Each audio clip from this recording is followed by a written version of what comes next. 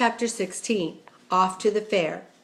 The night before the county fair, everyone went to bed early. Fern and Avery were in bed by 8. Avery lay dreaming that the Ferris wheel had stopped and he was on the top car. Fern lay dreaming that she was getting sick in the swings. Lurvy was in bed by 8:30. He lay dreaming that he was throwing baseballs at the cloth cat and winning a genuine Navajo blanket. Mr. and Mrs. Zuckerman were in bed by 9. Mrs. Zuckerman lay dreaming about a deep freeze unit, and Mr. Zuckerman lay dreaming about Wilbur. He dreamt that Wilbur had grown until he was 116 feet long and 92 feet high, and that he had won all the prizes in the fair and was covered with blue ribbons and even had a blue ribbon tied to the end of his tail. Here's a picture of what he was dreaming Wilbur looked like. Down in the barn cellar, the animals too went to sleep early, all except Charlotte. Tomorrow would be the fair day. Every creature planned to get up early to see Wilbur off on his great adventure. When morning came, everybody got up at daylight, and the day was hot. Up the road at the Arables' house, Fern lugged a pail of hot water to her room and took a sponge bath. Then she put on her prettiest dress because she knew she would see boys at the fair. Mrs. Arable scrubbed the back of Avery's neck and wet his hair down and parted it and brushed it down hard until it stuck to the top of his head, all but about 6 hairs that stood straight up. Avery put on clean underwear, clean blue jeans, and a clean shirt. Mr. Arable dressed and ate breakfast and then went out and polished his truck. He had offered to drive everybody to the fair, including Wilbur. Bright and early, Lurvy put clean straw in Wilbur's crate and lifted it into the pig pen. The crate was green. In gold letters it said, "Zuckerman's famous pig." Charlotte had her web looking fine for the occasion, and Wilbur ate his breakfast slowly. He tried to look radiant without getting food in his ears. In the kitchen, Mrs. Zuckerman suddenly made an announcement. "Homer," she said to her husband, "I'm going to give that pig a buttermilk bath." "A what?" said Mr. Zuckerman. "A buttermilk bath. My grandmother used to bathe her pig with buttermilk when it got dirty. I just remembered." "Wilbur's not dirty," said Mr. Zuckerman proudly.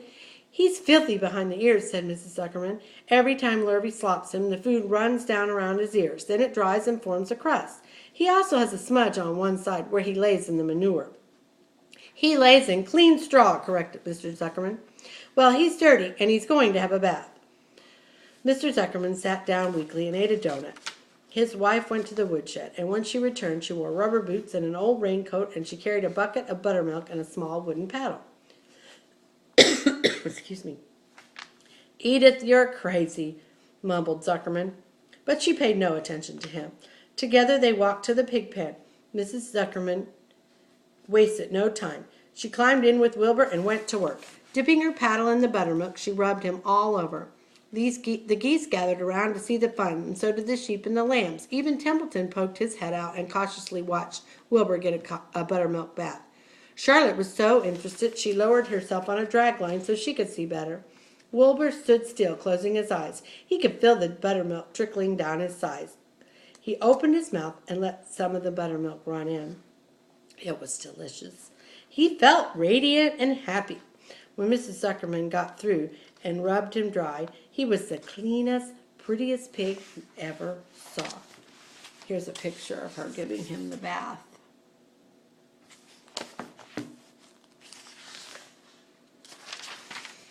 He was pure white, pink around the ears and snout, and smooth as silk. The Zuckermans went up to change into their best clothes.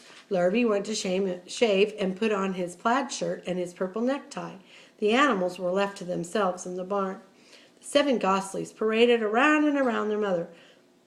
"Please, please, please take us to the fair," begged a Gosley. Then all 7 began teasing to go. "Please, please, please, please, please, please." They made quite a racket. "Children," snapped the goose, "we're only staying quietly, idly at home. Only Wilbur Ilber is going to the fair." Just then Charlotte interrupted.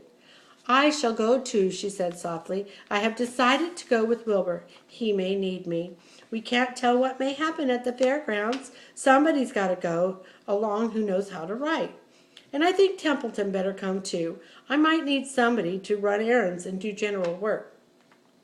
"I'm staying right here," grumbled the rat. "I haven't the slightest interest in fairs." That's because you've never been to one, remarked the old sheep. It's a rat's paradise. Everybody spills food at a fair. A rat can sneak out late at night and have a feast. In the horse barn you will find oats that the trotters and pacers have spilled. In the trampled grass of the infield you will find old discarded lunchboxes containing foul remains of peanut butter sandwiches, hard-boiled eggs, cracker crumbs, bits of donuts, and particles of cheese. In the hard-packed dirt of the midway, after the glaring lights are out and the people have gone home to bed, you will find a veritable treasure of popcorn fragments, frozen custard dribblings, candied apples abandoned by tired children, sugar fluffs crystals, salted almonds, popsicles, partially gnawed ice cream cones, and the wooden sticks of lollipops. Everywhere is loot for a rat. In the tents, in booths, in haylofts. Why, a fair has enough disgusting leftover food to satisfy a whole army of rats. Templeton's eyes were blazing. Is it true? Is this appetizing yarn of yours true? I like high living, and what you say tempts me. It is true, said the old sheep. Go to the fair, Templeton. You'll find that the conditions at the fair will surpass your wildest dreams. Buckets with sour mash sticking to them, tin cans containing particles of tuna fish, greasy paper bags stuffed with rotten... That's enough, cried Templeton. Don't tempt me any more. I'm going. Good, said Charlotte, winking at the old sheep. Now then, there is no time to be lost. Wilbur will soon be put into the crate. Templeton and I must get into the crate right now and hide ourselves. The rat didn't waste a minute. He scampered over to the crate and crawled under between the slats and pulled the straw up over him so he was hidden from sight. All right, said Charlotte. I'm next. She sailed into the air, let out a dragline, and dropped gently to the ground. Then she climbed to the side of the crate and hid herself in a knothole at the top board. The old sheep nodded. What a cargo, he said. That sign ought to say Zuckerman's favorite pig and 2 stowaways. Look out! The people are coming, umming, shouted the gander. Cheese it, cheese it, cheese it. The big truck with Mr. Arable at the wheel backed slowly down toward the barnyard. Lurvy and Mr. Zuckerman walked alongside. Fern and Avery were standing in the body of the truck, hanging on to the sideboards. Listen to me, whispered the old sheep to Wilbur. When they open the crate and try to put you in, struggle. Don't go without a tussle. Pigs always resist when they're being loaded. If I struggle, I'll get dirty, said Wilbur. Never mind that. Do as I say. Struggle. If you were to walk into the crate without resisting, Zuckerman might think you were bewitched. He might be scared to take you to the fair. Templeton poked his head up through the straw. Struggle if you must, he said, but kindly remember that I'm hiding in this crate too, and I don't want to be stepped on, kicked in the face, or plummeted, or crushed in any way, or squashed, or buffeted about, or bruised, or lacerated, or scarred, or biffeted. Just watch what you're doing, Mr. Radiant, when they get to shoving you in. Be quiet, Templeton, said the sheep. Pull in your head. They're coming. Look radiant, Wilbur. Lay low, Charlotte. Talk it up, geese. The truck backed slowly to the pig pen and stopped. Mr. Arable cut the motor and got out and walked around to the rear and lowered the tailgate. The geese cheered. Mrs. Arable got out of the truck. Fern and Avery jumped to the ground. Mrs. Zuckerman came walking down from the house. Everybody lined up at the fence and stood for a moment, admiring Wilbur and the beautiful green crate. Nobody realized that the crate had already contained a rat and a spider. That's some pig, said Mrs. Arable. He's terrific, said Lurvy. He's very radiant, said Fern, remembering the day he was born. Well, said Mrs. Zuckerman, he's clean anyway. The buttermilk certainly has helped. Mr. Arable studied Wilbur carefully. Yes, he's a wonderful pig. It's hard to believe that he was the runt of the litter.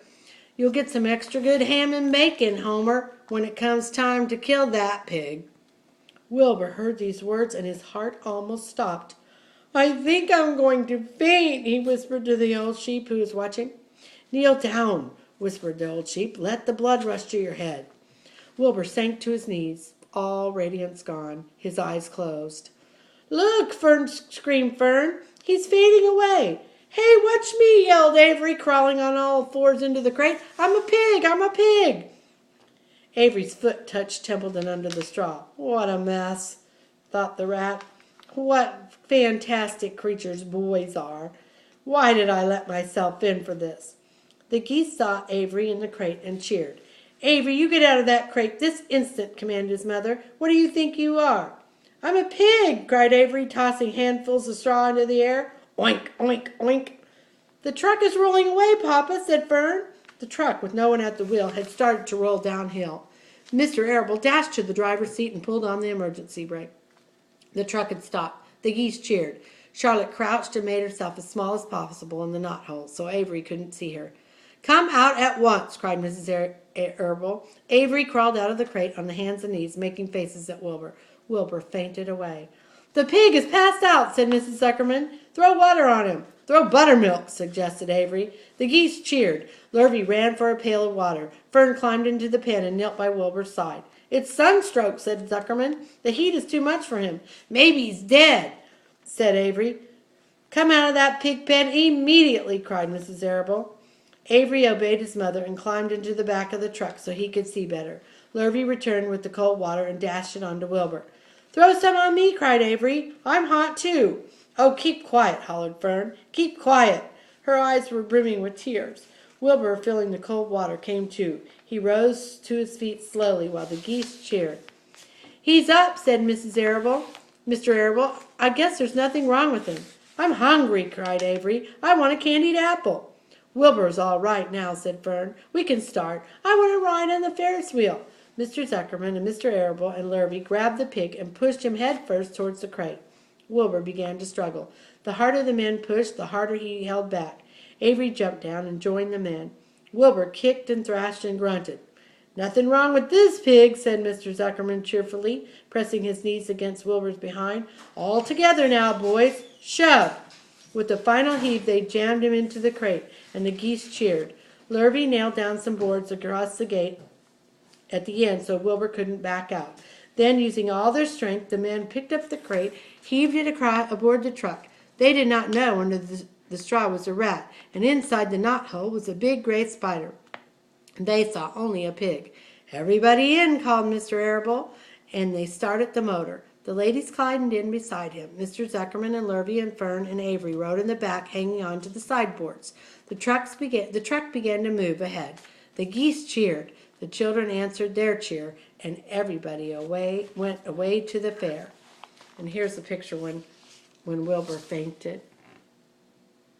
And the next chapter is chapter 17, Uncle. The end.